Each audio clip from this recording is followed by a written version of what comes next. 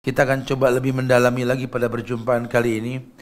Kemarin sempat disampaikan bahwa orang-orang yang terpilih ini orang-orang yang betul-betul mengerti bahwa hidup ini bukan masyi'nah, tapi hidup ini masya Allah. Hidup ini terserah Allah.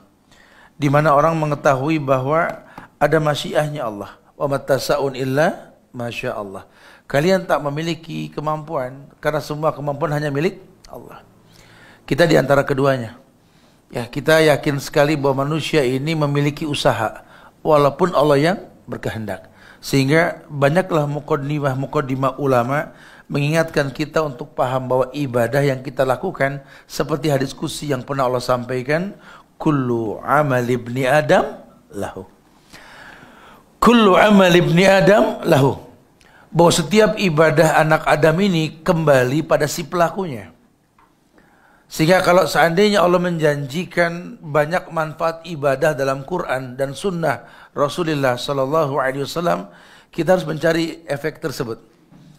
Ada sebuah riwayat ketika Rasul bersabda, Innallaha yuhibbu ayyara asra ni'mati ala abdi. Bahwa Allah sangat menyukai melihat bekas-bekas nikmat dalam diri seorang hamba.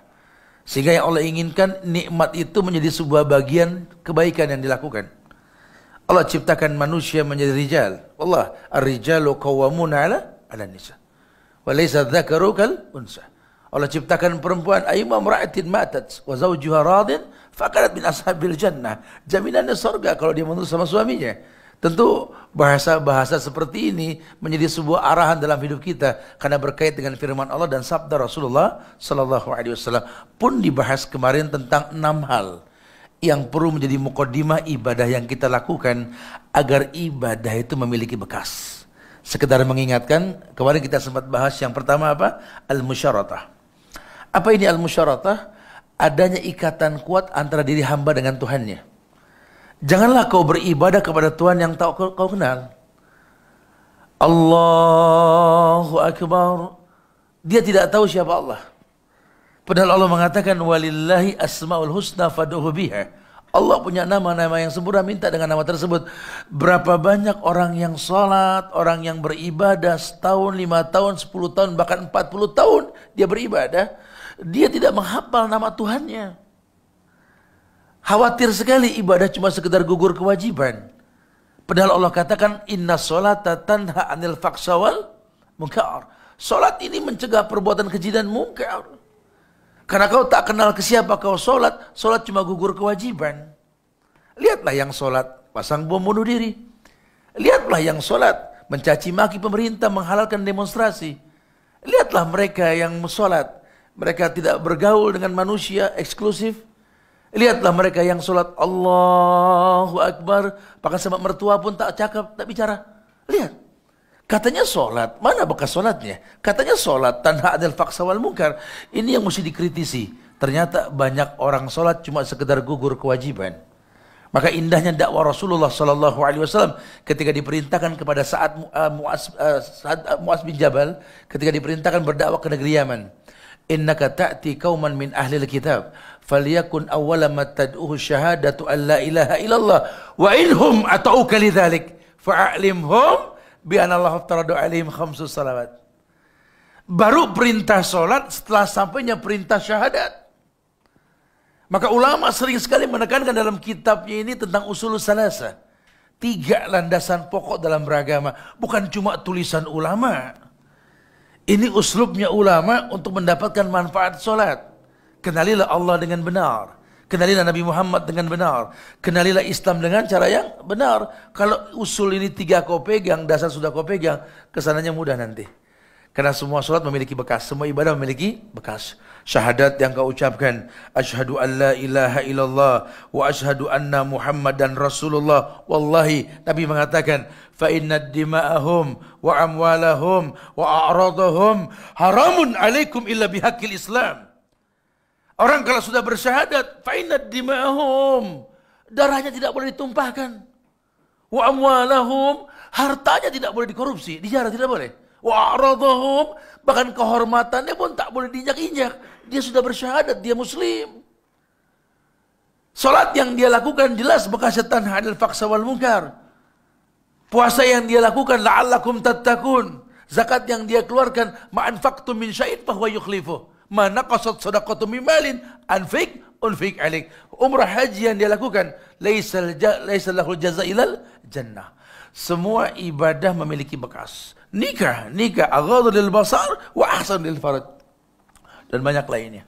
Nah, kita pengen itu seperti sabda Nabi tadi, innallaha yuhibbu ayyara ni'matahu ala abdi. Allah sangat suka melihat bekas nikmat dalam diri seorang hamba. Disuruh kemarin al-musyaratah. Yang kedua, al-muraqabah. Yakni ada usaha untuk mendekatkan diri ke Allah. Karena memang dia tahu bahwa hidup ini untuk ibadah. Maka dia usahakan bagaimana caranya ini muraqabah. Dia jadikan ibadah sebagai bentuk taqarrub ilallah. Dia ibadah, dia sholat dalam rangka bersyukur kepada Allah. Rihlahnya dia tuh sholat. Apa kata Nabi kepada Bilal? Ya Bilal, arihna bis sholah. Ya Bilal, arihna bis sholah. Hai Bilal, istirahatkan kami dengan sholat ya Bilal. Macam kan istirahat? Ya ini kita relaksasi dengan sholat. Allahu Akbar. Allahu Akbar. Sami Allahu liman hamidah. Allahu Akbar. Allahu Akbar. Allahu Akbar. Subhanallah. Ada kenikmatan orang yang sholat betul-betul mendapatkan tumakninah.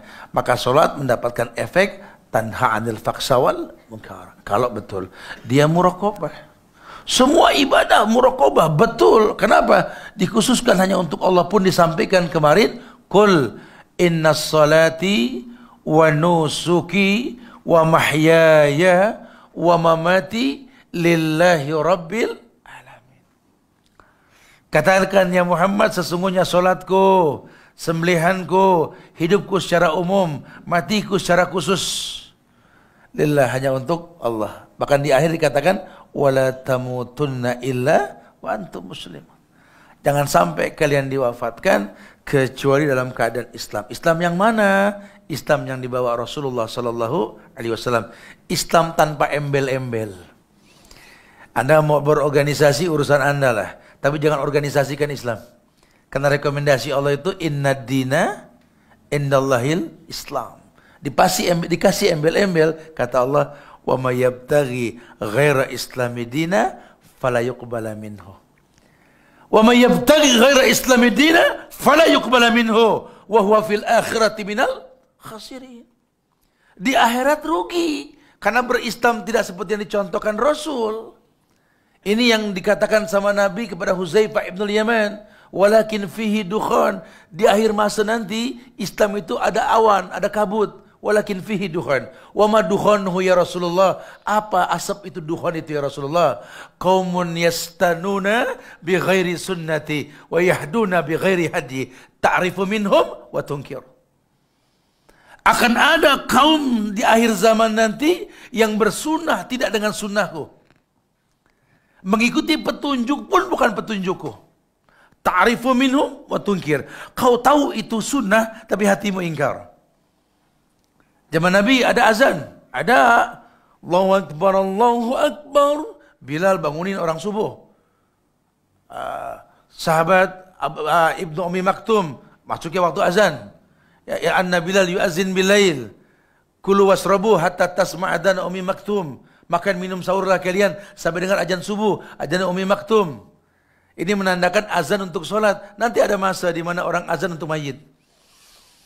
Nanti ada masa di mana orang azan untuk ke embarkasi haji. Dan lainnya.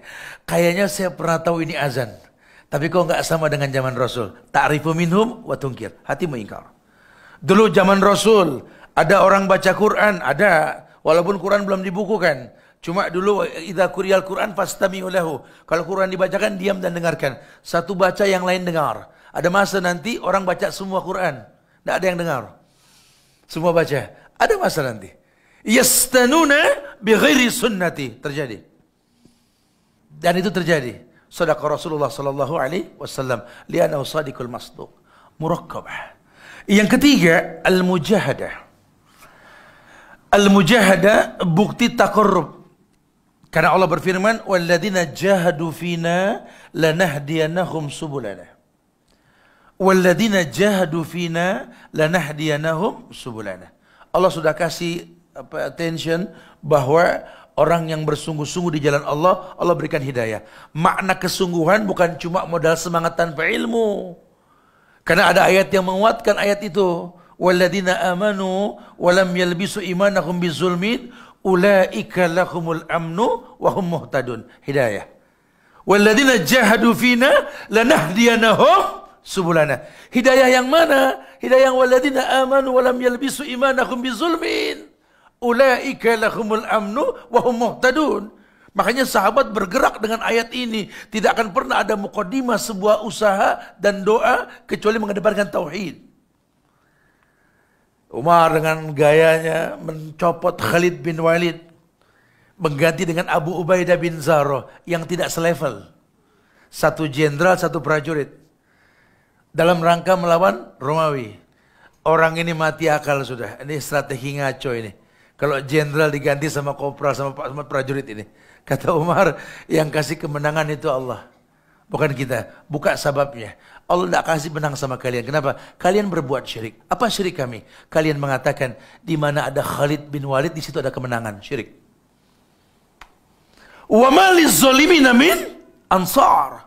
Sampai kapanpun tidak akan ada kemenangan, kesuksesan selama kesyirikan dianggap biasa. Makanya ulama gencar sekali. Dia tidak melawan orang-orang kafir. Dia tidak melawan dulu orang-orang musyrik. Dia tidak melawan orang-orang kafir yang jelas-jelas kekufurannya. Orang syirik juga sama, yang jelas-jelas kesyirikannya. Yang dilawan ini perusak-perusak agama yang membuka selah kufur dan syirik. Kalau yang tidak paham dibikin bingung kita ini. Ini kok malah ahlul bid'ah yang dihantam, bukan kafir yang dimusuhin. Ahlul bid'ah yang membuka selah kekufuran dan kesyirikan. Perusak-perusak agama ini yang mendatangkan kekufuran dan kesyirikan. Karena kalau perusak-perusak ini sudah hilang, yang kafir pun bisa terdakwahi. Kalau dengan cara yang betul. Karena zaman sahabat dulu, sahabat mengatakan, dulu kafir Yahudi, dulu kafir Nasrani, melihat kami para sahabat bisa masuk Islam. Karena mereka belum tahu syariat. Tapi kalau ahlul bid'ah ini tahu syariat, sengaja merusak syariat. Wa may yushakkikir rasula min ba'di ma tabayyana lahul huda wa yattabi' ghairas sabilil mu'minin nuwallihi ma tawalla wa nuslihi jahannam wa sa'at masira. Statement Allah begitu. Di An-Nisa ayat 115 itu. Barang siapa yang bertolak belakang dengan Rasul ba'da ma tabayyana lahul huda, setelah dijelaskan al-huda. Al-huda, al-halal wal-haram. Wa umuru bainahuma mustabihat. Petunjuk. Halal sudah jelas. Haram pun jelas. Antara halal dan haram ada yang namanya syubhat. Faman ittaqa syubhat faqad istabra lidini wa irdih. Orang yang menjauhkan syubhat, menjaga agama dan kehormatannya. Sudah tahu halal, sudah tahu haram. Syubhat pun dia sudah paham. Wa yattabi' ghaira sabilil mu'minin. Malah dia pakai cara yang orang-orang kafir lakukan. Yang orang beriman enggak melakukannya. Allah katakan nuwallihi ma tawalla, kupalingkan dia sejauh mungkin. Lihat istidraj. Nabi pun mengatakan, "Idza ra'aitallah yu'til 'abda minad dunya ma yuhibbu wa huwa muqimun 'ala ma'asihi, fadzalikal istidraj." Kata Rasul, makanya nanti kalau kamu melihat ada Allah memberikan nikmat pada seseorang sementara dia pelaku maksiat dan istiqomah di atas kemaksiatannya, fadzalikal istidraj. Itulah istidraj. Jangan terkecoh. Jangan kita masuk ke dalam sistem yang salah. Aduh Ustaz, hari gini Ustaz, kita kalau nggak pakai bank konvensional nggak bisa lah hidup. Haruslah makan riba Ustaz. Ya resikonya memang kita takbir. Allahu Akbar. Di dompet kita ini ada ATM riba. Kau cumbu Allah dengan isti'anah, wasta'inu bisabri wassalah. Tapi kau katakan perang dengan riba, betul? Kau perang melawan Allah. Aneh bin ajaib ini, Masya Allah. Seperti orang yang mengatakan, A'udzubillahi minasyaitonir rajim, A'udzubillahi samil alim. Tapi yang terjadi, berbuat mubazir. Innal mubazirina kanu ikhwana syayatin. Di satu sisi kau berlindung kepada Allah dari godaan setan yang terkutuk. Di sisi lain kau gandeng setan. Yuk berteman dengan aku. Ini kan aneh sekali. Ketika kau tak rasakan keindahan dalam hidupmu, dalam ibadah yang kau lakukan, kau komplain sama Tuhan. Ya Allah, hamba sudah sholat ya Allah. Hamba sudah berzikir, ya Allah, mana tak kurasakan jawaban dari kau ya Allah. Terjadi. Akhirnya apa? Akhirnya istijal. Apa istijal? Yaqulul abdu qad da'autu falam ara yastajibu li.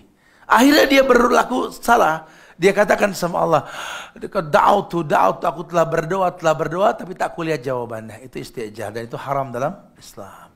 Tayyib. Kemudian yang keempat, kemarin sempat disampaikan at-taslim, betul? Antum yang belum catat silakan at-taslim. At-taslim itu artinya ketundukan dan kepatuhan. Udkhulu fis silmi kafah. Ya, suruh masuk Islam secara menyeluruh. At-taslim ada ketundukan dan kepatuhan. Jangan sampai orang yang bersungguh-sungguh ini ya tidak memahami bahwa kesungguhan itu ada kepatuhan dalam Islam. Di surat Al-Ahzab ayat 36 kemarin saya sampaikan kalau nggak salah ya. Wa ma kana lil mu'minin wala mu'minatin idza qadallahu wa rasuluhu amran ayakuna lahumul khiyaratu min amrihim. Tidak ada pilihan lain buat orang beriman. Laki kah dia, perempuan kah dia. Kalau Allah dan Rasulnya telah tentukan hukum. Kecuali mengatakan sami'na. Bicara nanti antum belum mampu menegakkan syariat, jangan jadi hakim buat hukum. Atau menyangka, ya kalau menurut saya sih hukum ini. Kalau menurut saya, siapa saya? Ini firman Allah, ini sabda Rasul, ini bukan kaleng-kaleng ini. Masya Allah. Kalau orang Jakarta bilang bukan kaleng-kaleng Pak. Kaleng-kaleng itu kalau disenderin pengok gitu Pak. Ini bahasa langit, ini bahasa sodikul masduk, bahasanya Rasul ini. Yang nggak mungkin berdusta. Wa ma yantiqu anil hawa in huwa illa wahyu yuha. Nabi nggak mungkin berkata yang dusta. Kalau sampai Allah sudah syariatkan, Nabi sudah contohkan, apalah daya kita mau dusta sama itu semua? Tidak ada. Katakan dengan tegas. Sami'na wa ta'ana. Itu yang paling baik. Makanya taslim, tunduk dan patuh kepada syariat. Walaupun kita belum tahu, tapi kalau kabar ini dengan sanad yang sahih, konsekuensinya patuh. Minta sama Allah, ya Allah, mudahkan hamba untuk bisa melaksanakan syariat ini, ya Allah. Karena pelaksanaan syariat itu yang dikatakan tazawwad. Wa tazawwadu fa inna khair zadi taqwa. Berbekalah kalian sebaik-baik bekal takwa kepada Allah. Tayyib. Kemudian yang kelima ar-ridha. Kemarin kita sampaikan ar-ridha ini. Kenapa saya ulang? Karena penting. Ya, kita akan melanjutkan dengan bahasan berikutnya nanti ya. Ar-ridha ini artinya betul-betul memang yang dalam ungkapan kata sering kita ucapkan di pagi dan petang. Raditu billahi rabba wa bil islami dina wa bi Muhammadin nabiyya wa rasulah. Raditu billahi rabba. Bukan cuma lisan bahasa mengatakan raditu billahi rabba. Apa buktinya? Karena robba ya rubu yang mencipta dengan proses. Kalau istilah kata alhamdulillahi rabbil alamin, Rabb yang menciptakan alam. Kita cuma bagian alam. Maka khobarnya dikedepankan alhamdulillah. Segala puji milik Allah. Ya, Allah terpuji, Rabbul Alamin diakhirkan. Sudahlah sama Allah jangan komplain. Segalanya milik Allah, pujilah dia. Walaupun kau tak kenal Allah. Artinya kau tak melihat Allah. Tapi kalau kau tahu ini Nabi yang perintahkan untuk membaca Al-Fatihah sebagai awal dari solat yang kau lakukan. La solata illa bi fatihatil kitab. Katakan, alhamdulillahi rabbil alamin. Rabbul Alamin, Rabb yang menciptakan alam dengan sempurna. Kami cuma bagian dari alam. Pikir punya pikir, seonggok daging yang merah yang dilahirkan, tak bisa apa-apa, cuma menangis. Ketika dewasa punya segalanya, apa namanya kalau bukan titipan? Ketika mati nanti apa yang dia bawa? Cuma 3 lembar kain kafan buat laki-laki, 5 lembar buat wanita, lihat. Ketika mayit sudah dipanggil oleh Allah, ya ayat Tuhan nafsul mutmainnah. Ya ayat Tuhan nafsul mutmainnah, wahai jiwa-jiwa yang tenang. Apa jiwa yang tenang? Si kaya yang bersyukur, si miskin yang bersabar. Ya Tuhan nafsul mutmainnah, irji'i ila rabbiki radiyatan mardiyah, ridha. Kembalilah ke Rabb kalian dalam kondisi ridha dan diridai. Syukran. Fadkhuli fi ibadi wadkhuli jannati, maka masuklah golongan hamba-hambaku, masuklah surgaku. Masya Allah. Jadi betul-betul diaplikasikan ridho dalam kehidupannya ini dengan ilmu yang dikedepankan tentunya. Baru kemudian yang terakhir itminan. Kita sudah bahas tadi. Ya kalau caranya betul, maka ibadah ini ya muqaddimahnya ketenangan. Nah, orang-orang yang terpilih adalah orang-orang yang betul-betul mendapatkan kemuliaan. Ketika ada ayat yang mengatakan kuntum khaira ummatin ukhrijat linnas. Kuntum khaira ummatin ukhrijat linnas. Sekalian sebaik-baik manusia yang ukhrijat. Ukhrijat Ibnu Katsir mentafsirkannya adalah azharo. Azharo linnas. Ini bukan ayat khuruj. Bebas Anda keluar berdakwah tanpa ilmu. Ya, kalau sudah berilmu silakan. Ya, ada perintah untuk ud'u ila sabil rabbika bil hikmah. Ada perintah. Kalau kalian belum berilmu jangan.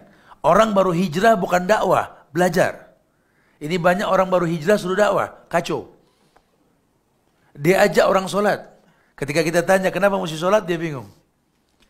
Sholatlah, jangan seperti saya dulu mantan preman, tidak sholat. Saya akan sholat sekarang. Oke, saya sholat. Cuma saya tanya dulu, kau sholat ke siapa? Ke Allah. Siapa Allah? Ya, siapa Allah? Ya Allah. Masya Allah. Kenapa Allah itu alif lam lam ha? Ada tulis Arab itu, alif lam lam ha. Itu bahasa Arab. Zaman Ibrahim tidak ada itu. Itu perapian harokahnya zaman Utsman. Dulu tidak ada alif lam lam ha. Kenapa alif lam lam ha? Itu bahasa Arab. Allah bukan itu tulisan. Karena Ibnu Katsir mengatakan alif lam lam ha itu ilah wa walah. Allah sijil, sinju wa jillu. Ada dalam bahasa Arab seperti itu. Allah ilah wa walah. Ilah yang diibadahi dengan benar. Wa walah tidak ada kata cukup dalam beribadah kepadanya. Allah zat yang diibadahi dengan benar dan tak ada kata cukup dalam beribadah kepadanya. Sehingga ketika kita menerjemahkan la ilaha illallah, ulama mengatakan ada dua rukun, nafi wal isbat. La ilaha nafi, hapus ilah. Illallah, tetapkan hanya Allah. Maka terjemahan la ilaha illallah, la ma'buda bihaqqin illallah. Betul-betul dia matengin. Oh, berarti kalau saya mau ngaku hamba Allah, saya harus hapus dulu Tuhan selain Allah. Tetapkan hanya Allah. Sehingga kalaupun dia bertauhid, betul-betul kul huwallahu ahad. Isma'na ahad. Liwahidallah. La syai'un ba'dal ahad. Ada yang bertanya dulu, Ustaz, kenapa kul huwallahu ahad? Bukan kul huwallahu wahid. Kepada Syekh Ali Hasan bin Ali Abdul Hamid Al-Halabi ini, Syekh mengatakan, li'ana la syai'un ba'dal ahad. Walakin ba'dal wahid, isnain, salasa, dan seterusnya. Artinya, liwahidallah, waliwahidin kun wahidan. Begitu bahasa Ibnu Qayyim dalam Ad-Dawa Dawa. Waliwahidin kun wahidan. Untuk Allah yang satu, esakan dia. Silakan semua manusia mengatakan Allahus Somad. Allah tempat meminta, tempat bergantung. Tapi itu ayat yang kedua. Ayat pertamanya apa? Qul huwallahu ahad. Esakan Allah baru kau minta. Jangan tak kenal Allah kau minta sama Allah. Kalaupun diijabah, kau yang merasa diijabah. Allah tidak pernah mengijabah. Ya, saya sampaikan kemarin surat Al-Fajr ayat 15-16. Mereka mengatakan, fa'amal insanu idza mabtalahu rabbu fa'akramahu wa na'amahu fayaqulu rabbi akraman. Dia merasa mulia saat dimuliakan.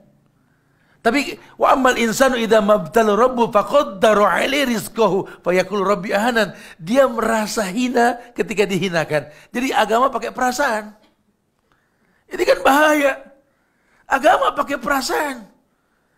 Perasaan sih Allah lagi senang sama saya, Tat. Perasaan. Kayaknya Allah nggak demen sama Anas, Tat. Kok tahu feeling? Feeling, Masya Allah. Loh kok agama pakai perasaan gimana sih? Kamu nggak merasakan getah dalam hatimu. Idza quri'al Qur'an fastami'u lahu. Kalau dibacakan Quran dengar coba. Wajilat qulubuhum, tambah gak tuh hatinya, bergetar gak hatinya? Wa idza tuliyat alaihim ayatuhu zadathu imanan. Coba. Kalau Allah disebut namanya Allahu Akbar, Allahu Akbar. Kira-kira hati apa? Wajilat qulubuhum gak? Coba ukur kita. Kalau kita Allah disebut kita nggak bergetar, hati kita ada masalah berarti. Ada masalah. Ada yang menyibukkan diri kita sampai nggak membuat getar terasa di hati kita. Masya Allah. Ya. Itu yang sudah kita bahas kemarin.